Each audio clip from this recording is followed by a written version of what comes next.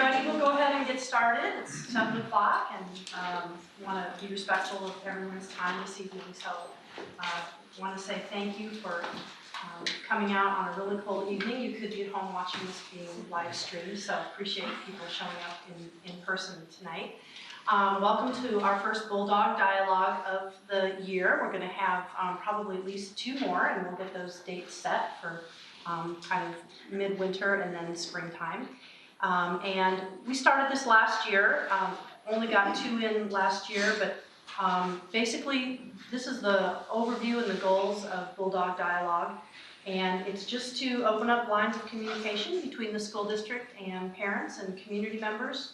These meetings are open to anybody who wants to attend. You don't have to be a parent, but it looks like most of you are. So appreciate you being here tonight. And this is an opportunity to hear a little bit about some current events in the school district and also ask any questions that you might have, express any concerns that you might have. If I can't get an answer back to you this evening, then I'll circle back with you sometime in the next couple of days.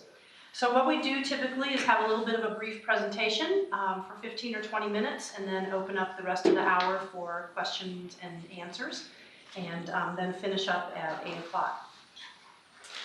This evening, we are going to hear from our new school resource officer, Bill Ward, and I'm going to give a little bit of an introduction and then hand off the floor to him so that he can tell you a little bit about what his role is in the school district and what he's been up to for the last couple of months. We're almost at the end of the first semester, so this is a good opportunity to hear from him and hear what's been going on in his life and in our schools.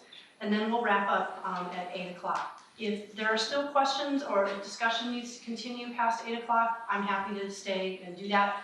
But we just keep the meetings at an hour just to keep everybody's on schedule and respect your time. And it's also a school night, so everybody can get home at a reasonable time. So there's a couple of pieces of paper over here on the table, as well as some leftover Halloween candy, which we're still plowing our way through. So feel free to go treat yourself to that.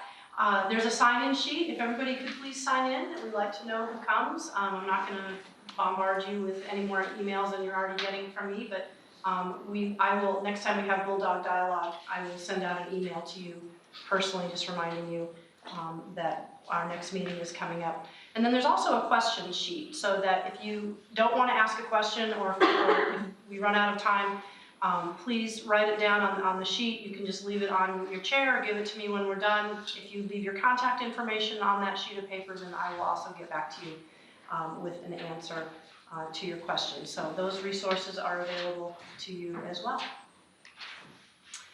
All right, my role here tonight at the beginning of the meeting is just to provide an overview of our school resource officer program. Just a brief bit of history.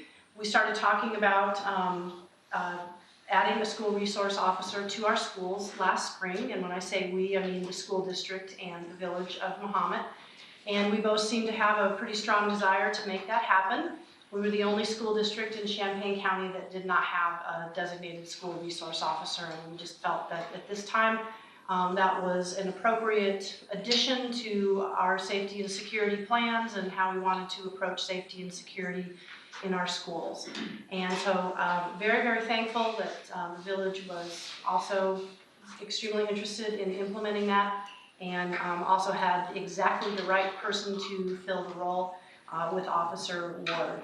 So this is just this paragraph here is taken straight out of the intergovernmental agreement that we have with the village of Mahomet that describes what the school resource officer program is all about. I'm not going to read that to you, but this is an overview of what the mission of the program is.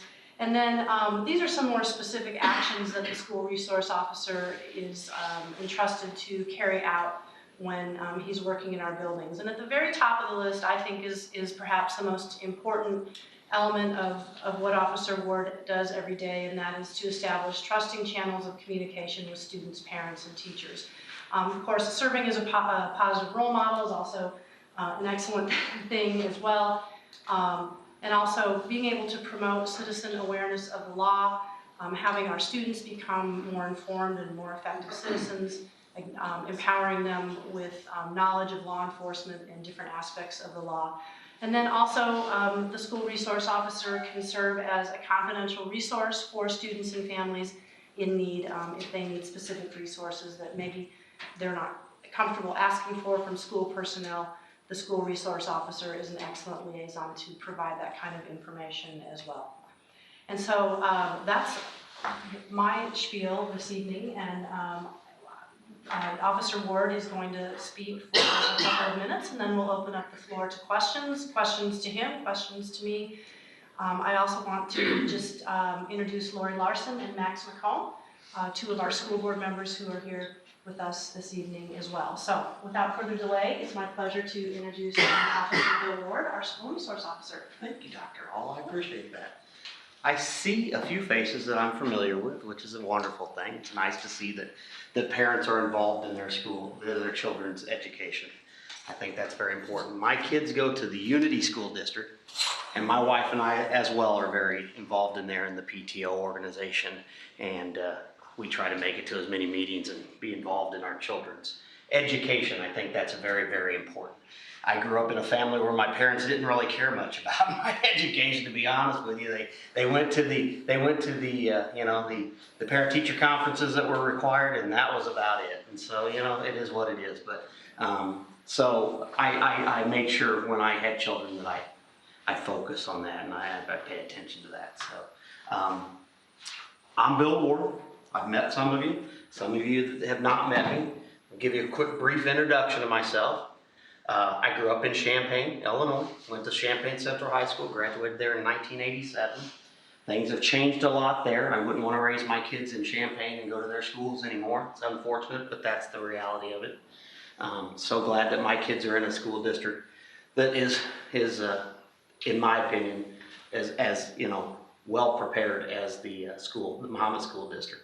So after graduating high school, I went to Parkland College, spent 2 years at Parkland College, and then went to Illinois State University, completed my education there, and I'd always wanted to be a police officer. I make the joke, one of my best buddies is a Champaign firefighter, he makes the joke that I went to the wrong line when we tested, but truly I always wanted to be a police officer. So went to the Police Training Institute after I got hired by my first department, which was the Piatt County Sheriff's Department over in Monticello, if anybody you're familiar with that. Spent a few years there and then came to Muhammad. Started in Muhammad in 1994 and have been here ever since. Have always loved the small town atmosphere. I like the community-oriented policing. I like the ability to be able to interact with the public on more of a level than just going and taking a report and giving you a number and sending you on down the road. I always liked the smaller community, and Muhammad gave me that ability. As I progressed in my career, I did a few other things like be involved in the SWAT team for 9 years, but with 20 plus years on and approaching 50, something was starting to wear at me being on the streets. And I was really looking for something new, something more exciting. And I had always been one of the proponents of a school resource officer here in Muhammad. I had always said, why does Muhammad not have a school resource program? Unity has had one forever, as long as my kids have been in school. They've had officer or deputy friends out there. Somebody that the kids could go to, somebody that the parents could call and ask questions of. Why doesn't Muhammad have that? Thank goodness for Dr. Hall. She came aboard, and I think it just all finally came together. And I'm so excited about being able to be the person to fill the spot. It's really exciting. It's a new change for me. I love children. I love dealing with kids. I love mentoring kids. I love just talking to them. It's enjoyable to me. So that is the main objective of me taking this position, is to be able to work with the kids and make this a safe and secure environment, learning environment for the kids here at Muhammad Seymour High School. So what is a school resource officer? For those of you who don't know, as the mission statement says, my main goal is to provide a safe and secure environment, learning environment for the kids. And we accomplish that in many different ways. From just the mere presence of being in the schools, walking the hallways, being around the schools, being on the roadways in a marked unit during the morning commute to school and the afternoon departure is a presence that not only you parents feel more comfortable with, I hope, but the kids also see me, and it prevents them from maybe going awry, going astray, making bad choices. Okay? And if there's, obviously somebody bad out there that's looking to cause harm on our school district, hopefully my mere presence is going to hopefully prevent that. My normal day is spent doing 3 different things. I'd say about 40% of it is mentoring and talking to the kids. Another 40 to 45, 50% of it is being in the classrooms, spending time with the kids, doing law-related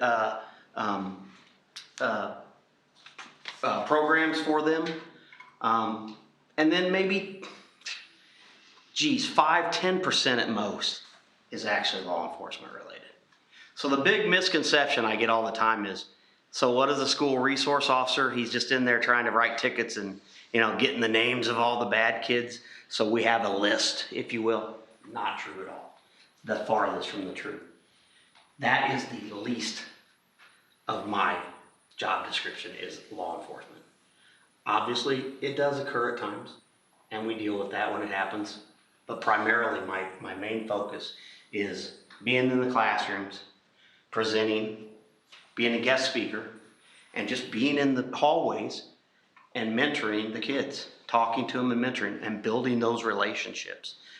Unfortunately, one of the things I've always said to people is from the time these young children are that tall, we walk into a building like a restaurant or a grocery store or something, and mom or dad brings their child around the corner and they see the policeman, and what's the first thing they all say?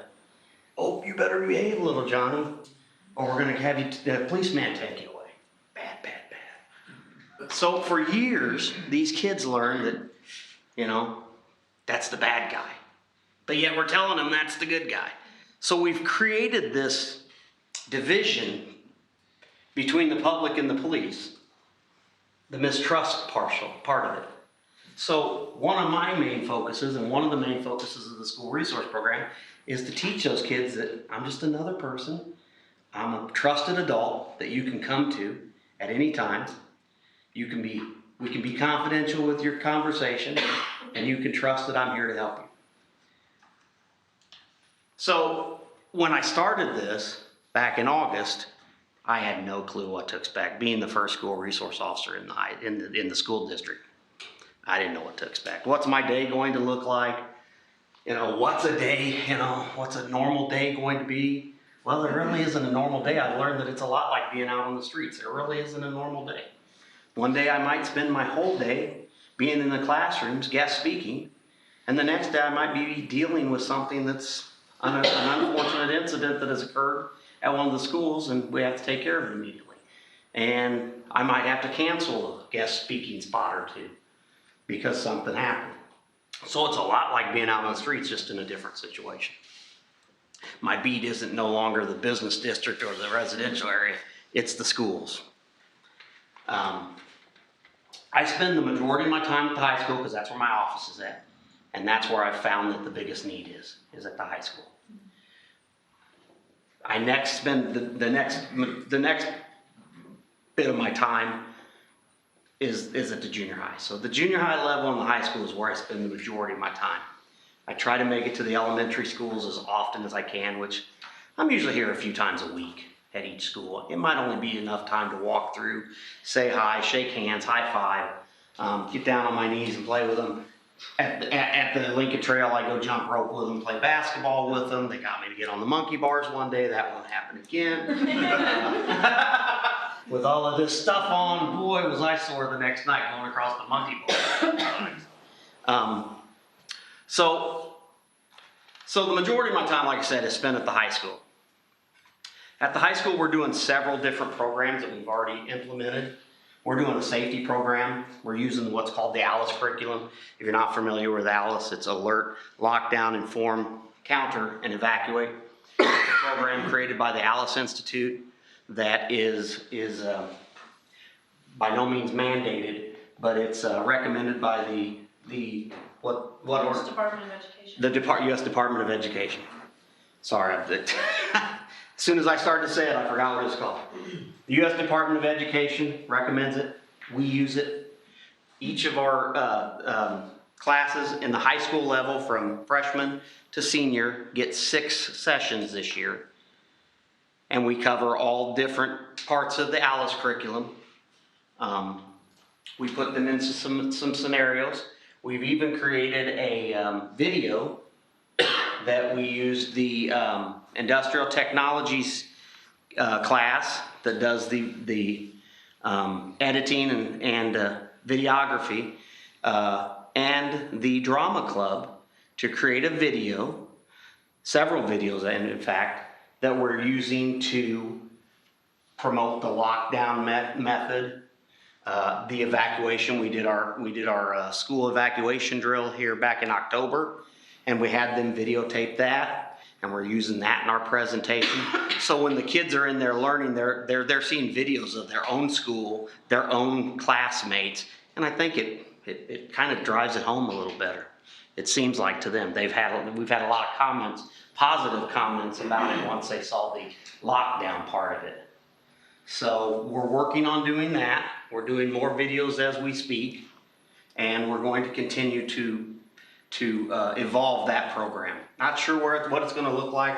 Myself and Mr. Benedict and Kristen Allen, one of our PE teachers there at the high school, have worked together, the 3 of us, to develop the program. And so, after the first year, we're not sure what it's going to look like, how it's going to work every year, but everybody this year is getting it. So next year we've discussed maybe just doing the junior or the incoming freshmen. So we'll see what that looks like. My typical day, for those of you that wander around, what does he do? Just drive around? Does he just walk around? I would say I get to the school, my typical hours are 8 a.m. to 4 p.m. Obviously, when there's extracurricular activities like tonight, I will stay and do those. I work all of the football games. I will work all of the dances. I will work a number of the home basketball games. I work with Matt Hensley, our athletic director and assistant principal at the high school, to determine what games he feels it's necessary to have a police officer at. So I will work at those games. And any other activities that occur throughout the year, whether we have, some of our athletic teams go to sectionals or something and we host, I'll probably be present for those. Again, it's all new for me, so I'm not really sure, as the year progresses, where my feet will land when it comes to extracurricular activities. I've already been asked to be a part of the parent-teacher and the teacher advisory committee, which we had our first meeting there. I've been involved in several other groups, attending their meetings and speaking to them, asking or answering questions that they might have of me. And then, of course, my daily routine of getting to all the schools and being available for the kids. Just today, I had a parent call concerned with whether bullying went on at the school. And we had about a 20-minute conversation. He wasn't looking to tell me about any bullying that had occurred. He was just concerned that he had read something about bullying on the internet, because everything on the internet's true. And so he had some questions about bullying and the steps that we take as a school district. So I worked with our assistant principal and our principal at the high school, Mr. Cheek and Mr. Benedict. I asked them some questions and was able to get back to the parent, and we had a really good conversation and left him with my phone number, and if he had any other questions, to call me. Again, the word resource is the one thing that I when I explain to people what it is exactly that. I am a resource, not only for the administration, but the staff and the students and even the parents. I've worked with several of the parents throughout the school district this year already on individual issues with their children. So, I mean, as parents, if you have any issues, certainly, I'm always available. At the high school and here at the elementary school here, and I believe Lincoln Trail does, and I know junior high does, they have my business card right there at the front office. So if you go into any of those schools, and I'll make sure it's at the Lincoln Trail. That's the only one I'm not sure if they put it up there or not, but I know at the other 3 schools, my business card is right there at the front of the office. And if you ever, need me, grab one of my business cards and give me a shout. It's not a problem. I've got my cell number on it, and you guys can call me at any time. So, any questions, concerns, comments? Do you interact with the other school resource officers in the area? I do. In fact, just last week I got a email from the Illinois School Resource Officers Association inviting me to become a member of that. And I spoke to the gentleman that's the president of the organization, and he is the school resource officer at, I think it was Triad High School down in Troy, Illinois. So there you go. Am I correct, Troy, Illinois? Yep. So I picked up a resource there. Very nice guy. I'm also friends with the school resource officer in Rantoul, who happens to be cousins with the school resource officer in Highland, Illinois. So I met him. So yes, I've already, picked up some resources from those gentlemen. And so yes, I'm a member of the National Association of School Resource Officers, which is where I got my training. If I didn't mention that, I spent 2 weeks at what's called NASRO, the National Association of School Resource Officers. Not required in the state of Illinois to be certified as a school resource officer. But of course, we thought that was the best way to go about it. So I spent 2 weeks in Peoria going through that training. And so I got a lot of contacts there.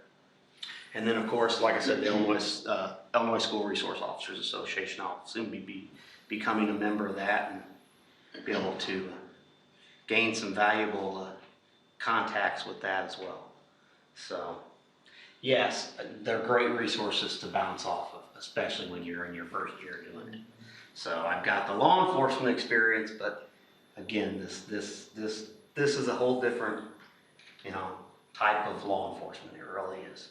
One of the things I've talked to my wife about is the way you deal with difficult people is sometimes has to be different on the streets, certainly than how you're dealing with a 13, 14, 15-year-old student. It's taken me a bit, and obviously I'm still learning, but it's going to take me a bit to get used to that.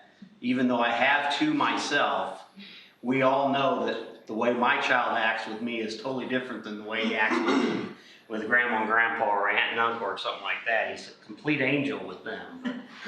So the difference in policing, the difference in doing your job is so night and day from being outside these 4 walls than it is inside here. And that's a learning curve I'm still working on. That's what we call it in education, differentiating your instruction. So, Is that it? Yeah. Well, that's been my biggest learning curve. The answering questions when they have, law-related questions for me. I love those. Spending time just talking to them and just spending 5 or 10 minutes with them. But when it's the dealing with emotional issues and things like that, I'm learning. and I'm using the resources within the school district every day to help me learn that. Our social workers and our psychologists and our assistant principals, the assistant principals at all the schools have been an integral part of me, my learning process here. I've really come to depend on them a lot for guidance in some of those situations. Yes? Nationally, across the state, they're talking about putting guns in schools, arming teachers and other personnel in the school. What is the latest on that in state law or issues or debate, and what is the interest in the school district of that debate? Is that anything they talked about, concerned about? What's the discussion on Arming staff, Arming staff, yeah. we don't have an interest in doing that. I was gonna say, I can give you my opinion, that's not the answer. We have a school resource officer, we have a trained person, who is, and that's not to say that there aren't citizens or staff members who are highly trained with firearms, but we feel that this is the best route to go. There's been a lot of discussion in the state about potentially arming teachers. The Illinois Association of School Boards recently, at the annual conference in Chicago last weekend, a resolution came forward to what's called the Delegate Assembly, and those are representatives from school boards around the state. And resolutions come forth that potentially could move on to become legislation. And there was a resolution that came before the Delegate Assembly, which was to hand that decision about arming staff members over to local school boards so that it's a local decision, and that resolution was defeated. Now that's not the only means by which legislation can get introduced, but that's how that idea went. So I know it's a debate. We feel here that our school resource officer is the best person to handle those duties in terms of firearms. I just didn't know what the latest conversation was and interest in the Good question. area. Great question. Yes, sir. So along those lines, we have multiple campuses and multiple buildings. Do we have enough SROs or do we need more? So, when I went through my training, that was a big topic of discussion. As in law enforcement, there's a national statistical average of number of population to police officer, and that also is in policing for schools. And the national average, according to the NASRO, National Social School Resource Officers, is 1 SRO per 1,000 students. So, you can do the math. We do have more than 1,000 students here in the school district. Do I feel, my personal opinion, that we need another school resource officer at this time? Probably not. I think it's a new program. We need to figure out the program first, but is it something that, might be recommended down the road? It's certainly possible. I can see the need for it down the road for sure. I will tell you this, I'm a lot busier than I thought I would be. Not that I thought I was gonna come in here and sit down and just put my feet up on a desk. That's not my style anyway, but it is much busier than I thought it would be. My calendar fills up pretty quick every week, and sometimes monthly. I'm looking, people are, there are teachers calling me now or sending me emails now asking me to guest speak in their class, and I'm already having to push it back to after the new year because it's just not fitting into my schedule. So could I see it potentially, maybe needing a second school resource officer down the road? Certainly. When that'll be, I don't know. That's something that the school district and the village will have to determine. Dr. Hall, roughly what is our student body population for all campuses combined? We're just under 3,200 students. Okay. Yes. So related to that, what reports or data do you gather, and is there a plan for reporting out annually, semi-annually? So that's something that she'll have to answer for you. I do know that I didn't make a daily activity log. I make a daily report of all of my activity, which goes into the police system. Now I know that information is available to the school district. I don't know how often we're going to process that information, if it's a monthly thing that the chief and the superintendent work with, but I do a daily activity log that says everything I've done throughout every day, and then that information is obviously available to the school district. I can't say that we have a specific plan we're most interested in student contacts. Anything that's gonna fall under the umbrella of law enforcement is gonna, fall under the responsibility of Mahomet Police Department. But I think in terms of classroom visits and safety trainings, those are things we are tracking on. And certainly, I can see at the end of the year just providing an overview and looking at what went well, where do we need work, those types of things. But right now, it still seems fresh and new, and as Bill has said, just kind of navigating his way through what our needs are and what our student needs are. I think about in the sense of if there is down the road the idea or the thought or the decision whether to add another resource officer, potentially more detailed information to help Absolutely, inform inform that. that. You bet. Well, and other districts cover it, and I'll speak this because I'm a school employee, but not in Mahomet, since I'm on the school board, I don't work in our district any longer.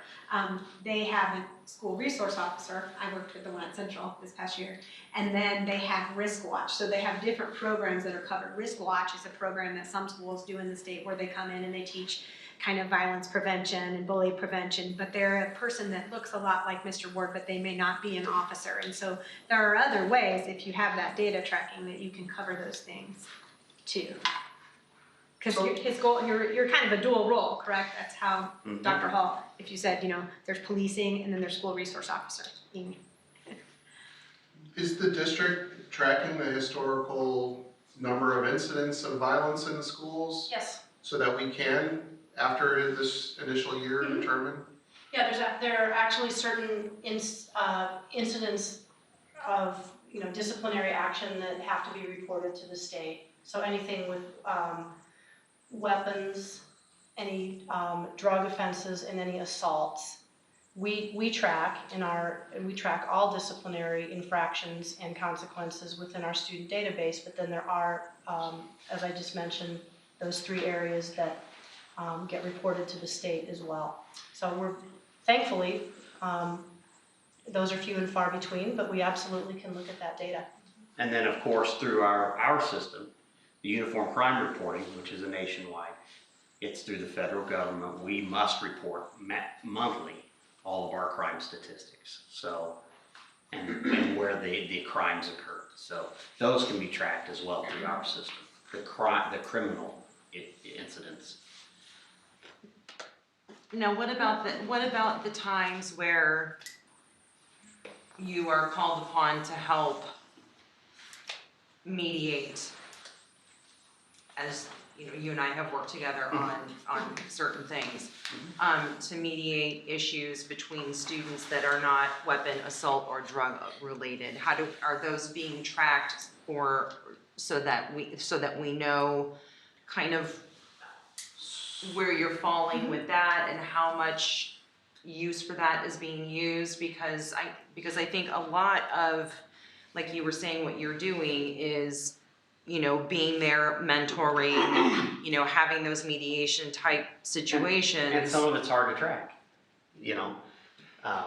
obviously my day-to-day contacts with students in the hallways and stuff like that, where we're just building relationships and breaking down barriers, that's going to be difficult to track, obviously.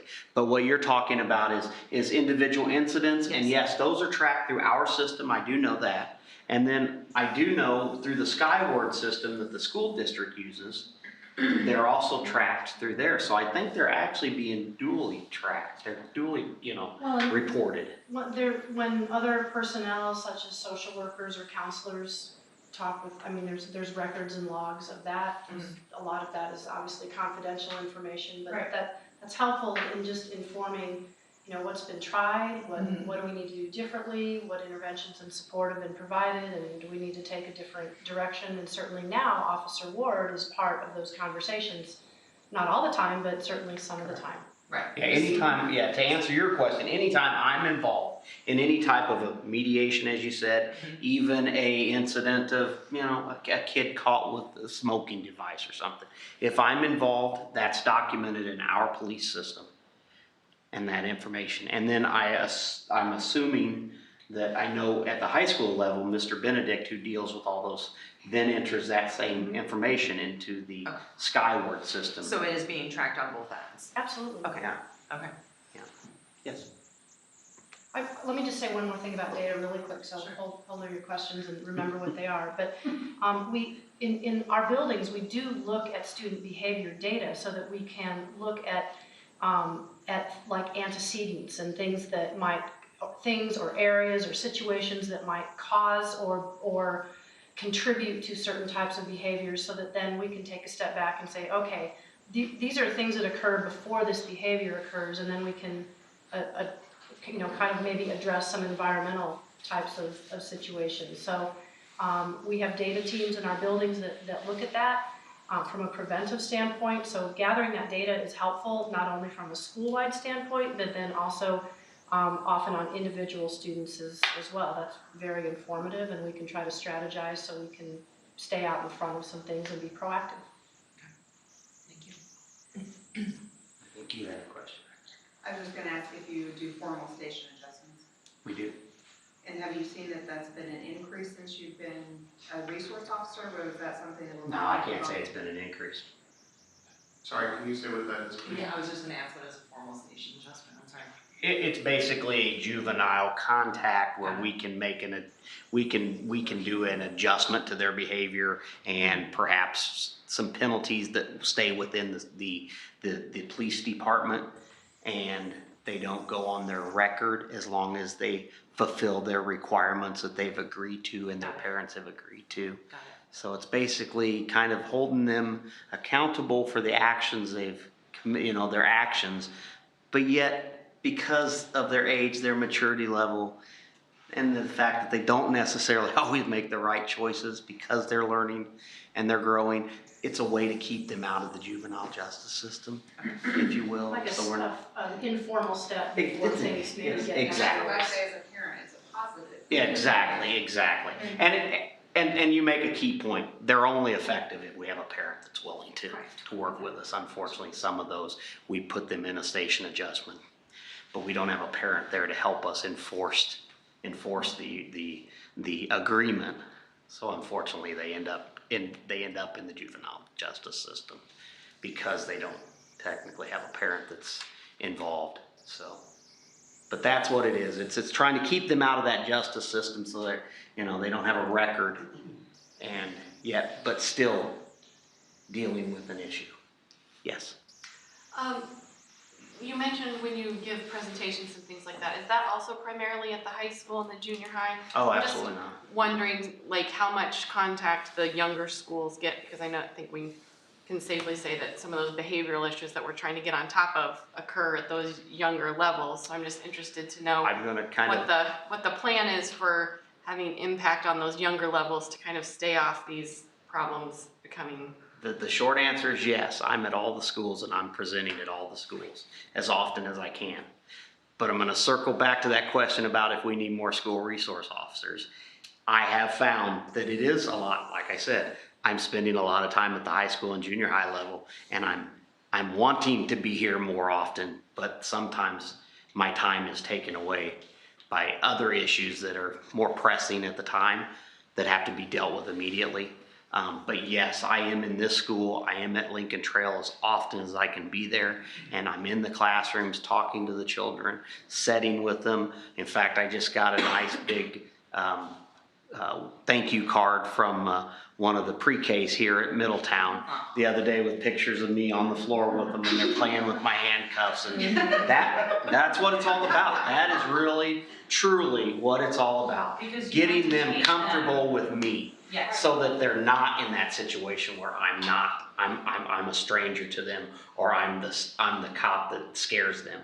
I've even worked with several, and I think Dr. Halls might be aware of most of these, but I've worked with several children here at Middletown especially that have some truancy issues. And I've worked with the Mrs. Starwalt and Mr. Martin in doing some welfare checks at their residence and making sure they're taken care of. And because there's usually, as most of us as parents know, a 6-year-old or a 7-year-old doesn't just choose not to go to school. So when they're showing signs of consistent truancy, there's more of a bigger issue than just the child not coming to school.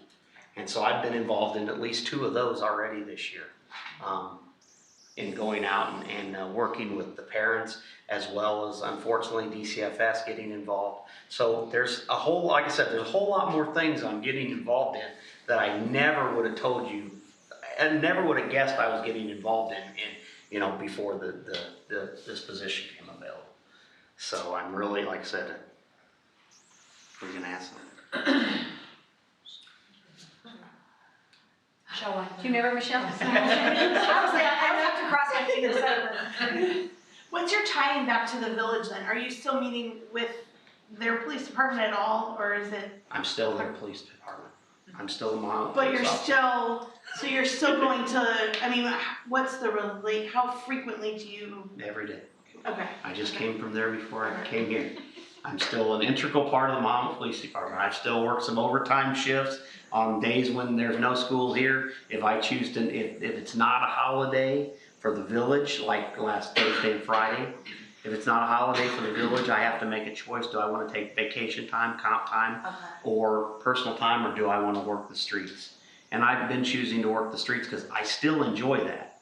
I still enjoy that part of law enforcement, but I really enjoy this part. Can you switch positions with my husband?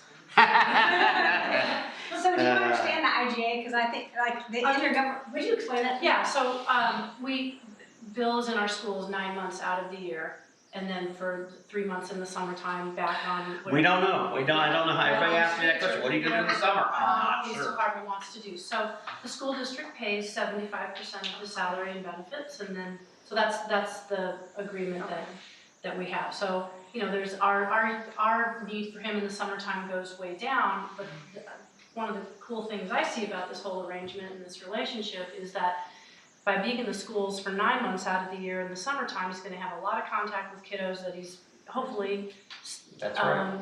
created some really positive relationships with during the school year. And then that's where, and I think Chief Metzler in the village would agree, that that's where there's a benefit for them as well. Exactly. That all the work inside the school kind of pays off in some other venues and things outside of school as well.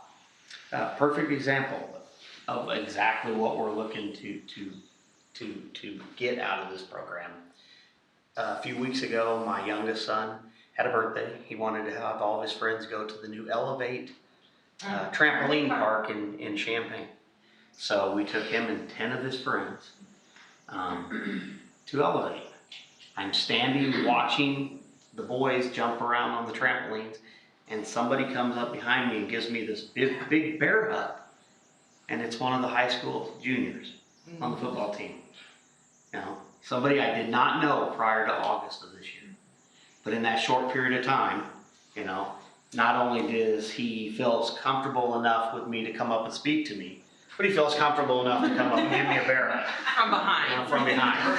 I know. Yeah, the only good thing is he's about 100 pounds more than me, so I was like, oh no. God, I hope this is somebody I know. At some point, we need to add the part about not sneaking up behind them. That's only Trust me, even in my own household, if I sneak up behind my husband, yeah, exactly. So You'll learn not to. So what really impressed me is that he recognized me out of uniform, because you having a husband that's in law enforcement, you've heard it thousands of times in your lifetime with him. You'll see people that they know who he is, but they're not quite sure who he is. Mm-hmm.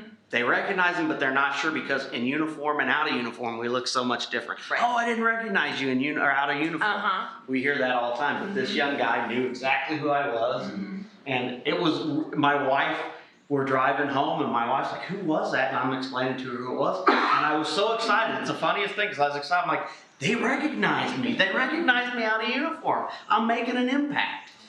You know? Well, and that was going to be my question, you know, coming from a law enforcement family, and, you know, like you were saying, so many times parents or family members who are not law enforcement families will be like, if you don't do this, we're gonna, you know, call the police to come and talk to you, or, you know, and kind of make you out to be the bad guy, when really they should be the ones that, you should be the one that they run to when they need help. Sure, then the following week, the cop shows up at their school and tells them, if you need Right. somebody, always come to the policeman or the fireman. And they're like, I'm not coming to the policeman because Dad said the policeman is going to take me to jail. So in the short time that you have been with the district and in the schools, have you noticed a difference in the interaction between yourself and the students, as far as them being more standoffish to begin with, as to now, like where they're sneaking up behind you and giving you a bear hug? But like, is that kind of what you're seeing evolving? Yep. I have a student at the high school level that when we started school, as he would walk past me, I could tell the first few times he walked past me, he gave me a big wide girth, and he put his head down and walked, you know, So I asked one of the assistant principals one day, who is that young man? He told me who he was, and I tried to make it a goal to get him to talk to me. My first goal was to get him to look at me and not make this big, earth around me. And at this time now, we're 3 months into this, he walks into my office and takes a sucker. I have Mr. Lynn over there knows. I call him my K9 unit. So when my youngest son was a Paw Patrol, for Halloween one year, we still had the little Paw Patrol basket for the treats. So I put suckers in that, and it's on my desk. And anytime I come here for any presentations, you might have seen me walking through the hallway with it. I know Jared has. I'll walk through the hall with my little Paw Patrol thing full of suckers for the kids, and I just joke with them that that's my K9 unit. And this young man now will walk into my office and take a sucker and stand and talk to me. That's good. Success. That's great. To me, that's a success. So He went from not even wanting to look at me to now he'll walk in and feels comfortable enough to talk and have a sucker. Yes, sir. You mentioned uniforms a minute ago, and I think I know the answer to this, but for the benefit of the rest of the group, how often do you dress like you're dressed now? How often do you change up what you're wearing, and what's the theory behind that? So, daily, I wear this uniform. One was for the initial presence and the kids getting to know me. And we're still working through that. So I will certainly be in uniform through the rest of this semester for sure. We have discussed a little bit about maybe doing a soft uniform every now and then, a pair of khakis and maybe a polo shirt. But the first and foremost reason, and I explained this in all of our safety classes that we've had, one of the sessions of the safety class, I explained to the kids why I'm in this uniform. And one of the things I say to them is it's not to browbeat you guys and let you know that, hey, I'm the police and you're, it's for the purpose of my safety. So we're in a small community, okay? On any given day, we might only have 3, 4 at the most police officers working the streets of Mahomet. So we can't be like Champaign-Urbana where we might have 12, 15, 16 officers. So in the event of an incident at our high school, at our junior high, or any of our schools for that matter, especially if it's a violent situation where there might be, police officers coming in from other jurisdictions, and I say other jurisdictions, I mean, again, in a small community, we are going to get police officers from perhaps Gibson City, obviously Champaign-Urbana, University of Illinois, the Sheriff's Department, the State Police, perhaps Piatt County, perhaps other jurisdictions, Fisher, anybody that's going to have police officers on duty at the time. If there's a violent situation at one of the schools, you're going to get officers from every jurisdiction. We also have intergovernmental agreements. For my safety, I want them to know that I'm a police officer. I want them to know I'm one of them. I don't want to become the suspect, if you will, because I'm running down the hallway with perhaps a weapon. Well, not only that, but I would think also for your protection Sure. for a student that you may be one-on-one with. Sure. That is also it. But my primary was, like I said, self-preservation. Like I tell them, I have a 9-year-old and an almost 14-year-old at home and a wife that I've been married to for 19 years. I want to go home to them at the end of my shift. That's my primary goal.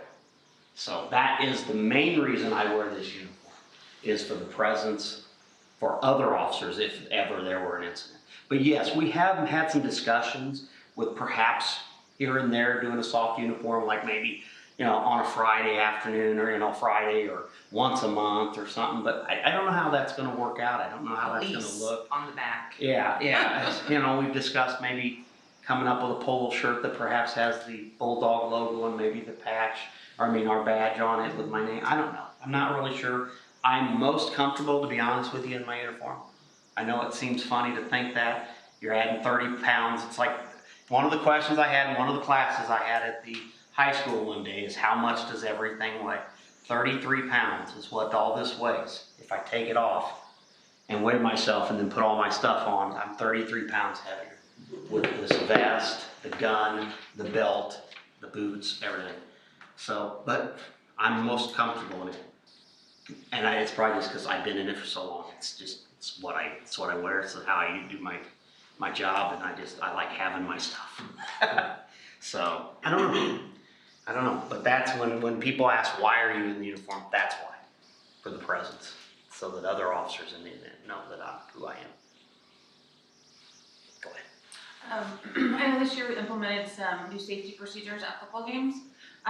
Do you see any improvements with that, or any reduced incidences, or people following it, or concerns, comments, questions about that, or was it? What the safety, implementers? what ones are you speaking of? Well, we made, and I would say the high school administration made some very focused efforts with communicating much more clearly about property boundaries and where kids can and can't be. Oh, yeah. And, I have to commend Tanya because she brought some things to attention that we needed to look at. And from my standpoint, I think it turned out very well. The area, and I'll explain that by saying that, the area to supervise there is massive. And we talked about what would be the best way to keep kids basically out of dark wooded areas, which, no one needs to be back there. So I do think that improved.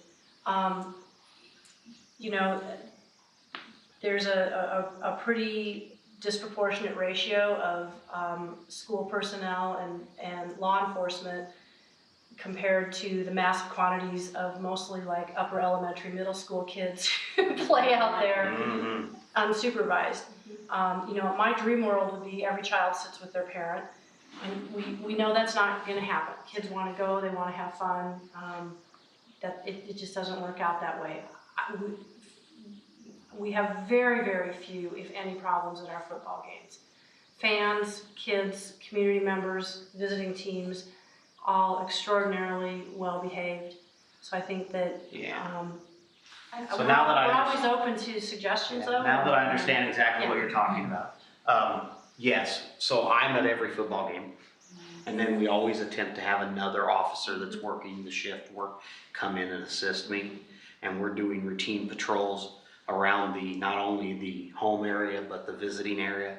And we're making patrols out and around that perimeter area just to make sure the kids are where they're supposed to be. And I had no problems this year during the football games at all. If the kids were even remotely farther than they should be, as soon as they saw me coming around, they were right back where they needed to be. The times that I checked at the football games, it seemed to be less kids were playing in that big practice field over there than there were in years past. So I thought that was a good progress. And I hope that we keep reminding them every year. Absolutely. To just make that an off limits area. It's just even where the doors are into the high school on that far side that faces the baseball field. Those are deep, dark corners that are not lit, and to me that terrifies me. I wouldn't let my kids walk over there by themselves at all, because it's just, I don't know if there's cameras there or whatnot, but that's a very dangerous, walking on that whole side of that building, I think is very dangerous. Well, I can tell you this, one thing, and I don't know how this will progress, but I do know that speaking of the high school, myself and Mr. Benedict, the assistant principal, have already started making a list of places we would like to see more cameras, more lights, and things of that nature. So those safety issues. Now, whether or not those will happen, rapidly or not, I don't know, but there's certainly lists we're making to bring to the board's attention and Dr. Hall's attention that, maybe we can adjust some things there. Because I know there's a few places here and there that we've already found at the high school that the cameras don't quite catch. And it always seems to be, it just happened last week to me, it always seems to be that's where the car was parked or something happened just out of the view of the camera. So That's an ongoing project with cameras and lighting that we're working to get better. Yep. Been after that for a while. Yep. And as long as we just keep. In front of the high school was dark. You think we had in front of the high school lit. And I think having me in there and Mr. Benedict and another set of eyes to look at things, maybe, we'll never make it perfect, but we'll be a work in progress. Huge improvement in terms of lighting at the high school is also what we call the band parking lot, the upper area. That was completely unlighted. And thanks to the generosity of Scott Davis, who donated time and materials, that is now extremely well lit, which is just another kind of crime prevention safety thing. And then our band can also utilize that area in the evening to practice as well. Yep.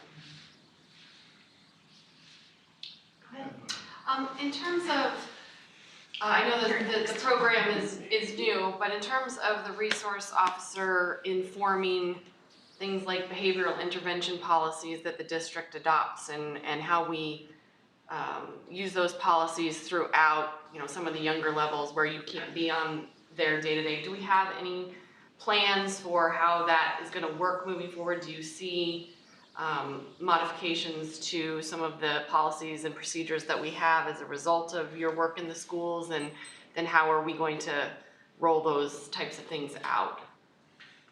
Again, on that end, that's something that the school district and Dr. Hall will work with. I will certainly be a source of a reference for them for information, but obviously they're going to make policy changes and stuff like that. So I don't know if you I would can- echo that. I think Officer Ward is a great resource, but in terms of our younger kids, we also have to look at just what's developmentally appropriate and whether involving law enforcement is the most appropriate kind of intervention to shape and change behavior at younger ages. Yeah, I guess So- my question wasn't that he has to be involved, but how are there plans to change the policies and procedures that we have that are age appropriate as a result of this, so that as they know what to expect, the policies are consistent and moving along with them as they're age appropriately, I can't speak to anything right now that we would change, but I certainly wouldn't rule that out. So I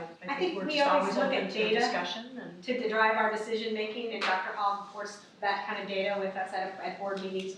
We have there's a confidential section where we talk about confidential issues related to students and personnel issues, and we use that data to think about things like that. We have a committee that drives that. Does that sound?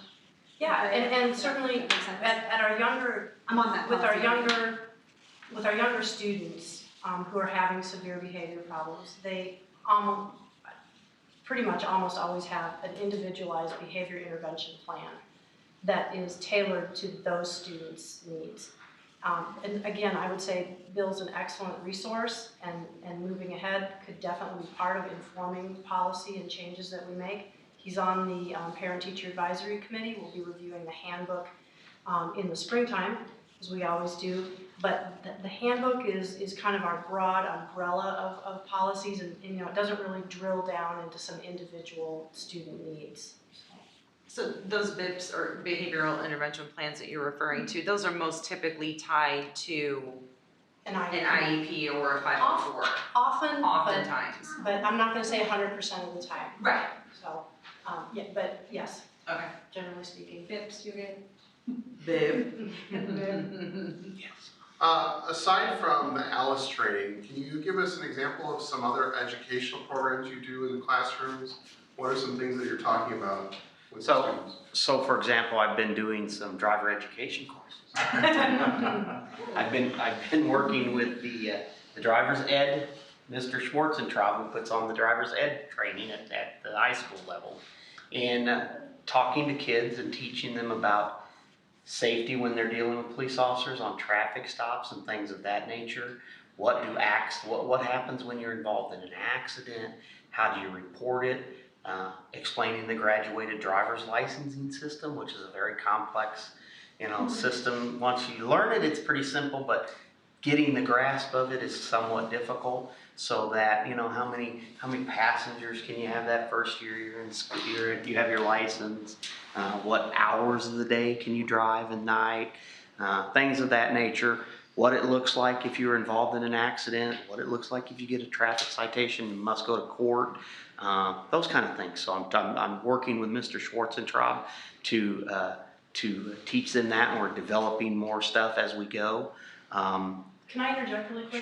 Sure. A great example of Officer Ward helping in that area is, if you have a child at the high school, or even if you don't, but if you happen to be there in the morning or in the evening, you have the buses parked in the front there, and we've seen some stop arm violations, which is really unfortunate. It's unfortunate everywhere, but when it happens right there, it is extremely difficult for our bus drivers to identify a car, get a license plate number. I mean, they're unloading kids, and so then he can circle back to driver's ed classes and talk about those specific examples, and hopefully address some safety issues right on our school property, but that's been a huge help as well with that specific situation. I've done some law content in the social studies at the high school level. I've done some community-based stuff in the junior high, or the Lincoln Trail, the 3rd grade level, where they're learning briefly what government is. So I've gone in there to Mrs. Nicolette's class and spoke about what a police officer does in their communities. Same thing here at the little kids level. I've been into several of the classes, and when it was nice out, they were able to go out and see the police car, sit in the police car, play in the police car. Again, like I said earlier, I've got pictures in my office of the kids playing with my handcuffs, and how does the radio work, and why do you talk on the radio, and just things like that. Just really, as I've told all the teachers throughout the district, anything that I can help them with, I'm more than willing to help. I might not be an expert in the topic, but I can certainly, lend my opinion or things like that. And one of the junior high teachers in biology is going to be doing a crime scene. Something to do with crime scenes just after the first of the year. And she spoke to me a couple weeks ago about how how could I be involved in that. So as a resource, I've never been a crime scene technician, but I certainly know enough of them that I could certainly get her a resource and bring somebody in to talk about that in front of them and work with them on their little project. So again, as a resource, anything I can be of assistance. I've been working with any of the teachers. So. At the training, I think, is there specific programs or curriculum that you have access to? Is there any intent to use any of that in any way? The SRO training, I thought that. NASRO? Oh yeah, there's all kinds of content that they provide to us that I can use.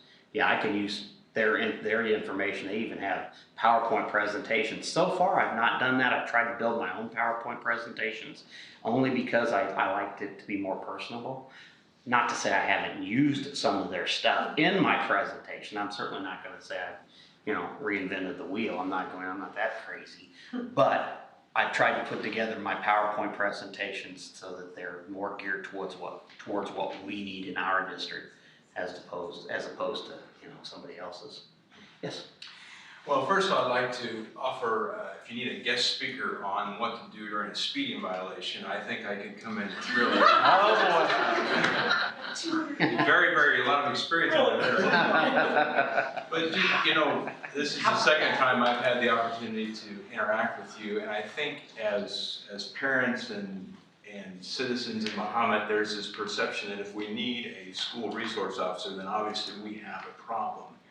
And just what an incredible job you have done, not only with our students and our staff, to show this is a great communication builder, and you've bridged a lot of gaps. So as a parent, I think they would agree with the other parents here that we appreciate that very much. Thank you for doing that. Thank you, I appreciate that. So I spent my last 15 years were on midnights.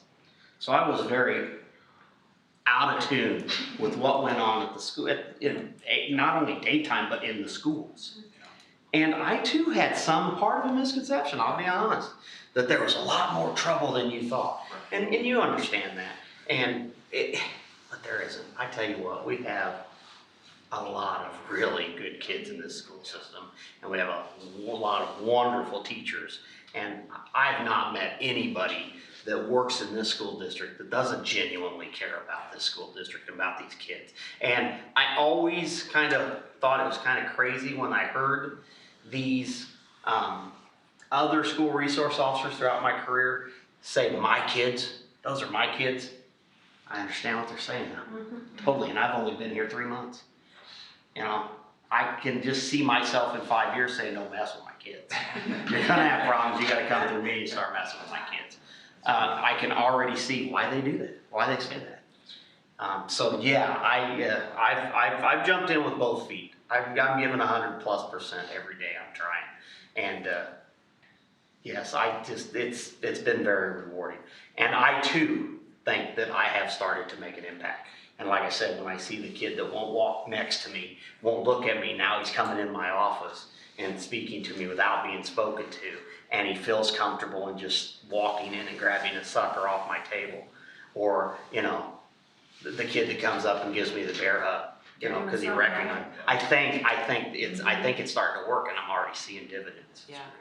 Bill, I have 2 high school kids, and I was asking them, you know, I told them what I was doing tonight, and they were like, he's always busy. You can't really always necessarily talk to him because he's talking to somebody. And so that just made me feel good to tell you that, you know, you're visible and the kids notice that you're there and have relationships, so. Well, I think that's. And that's a boy and a girl who usually are on different planes, you know. Now, my wife would tell you it's just because I just got to get the gab. But I'll tell you, I think that's part of the job. I think that's part of what makes this a job, me fit into this job well, is I do have the gift of gab. And I can pretty much talk to anybody. And, you know, I do. I'm the kind of guy that, in fact, one of my, you know, officers that I've worked with for years used to really get irritated with me because if I stopped somewhere at a restaurant or perhaps a gas station to get a cup of coffee or something, I always say hi to everybody I walk by. Nobody walks past me without getting a hello, how are you today? That's just my personality, and it really irritates me when I don't get one back. Bless you. I want to get that back. At least acknowledge that I just said hello to you, and you know, so I would actually walk around and make sure the person spoke to me.